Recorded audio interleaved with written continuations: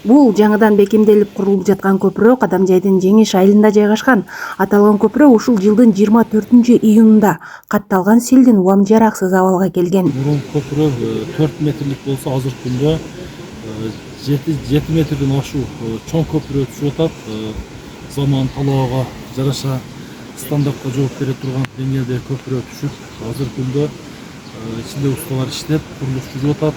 Кудай буйруса ушул сентябрга чейин толукташ көпүрөдү ишке түшүрөбүз деген пландар бар. Сметалык баасы ушул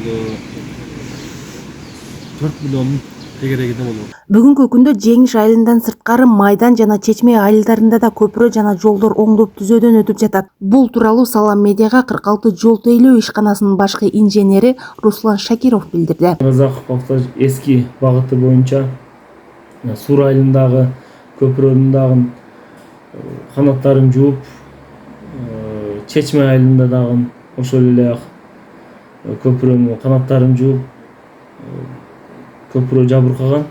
Алар өз калыбына келтирилди. Буларга кошумча июль айындагы нөшөрлүү жагынан Майдан айыл өкмөтүндөгү Майдан айылындагы селден 6 сел өтүүчү жайлар кум шагылга толуп,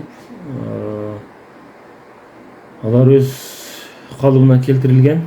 Эске салсак, сел Кадамжайдын Орозбеков айыл аймагындагы 5, Исхак Болоткан айыл аймагындагы 2 көпүрөнү жараксыз абалга келтирген.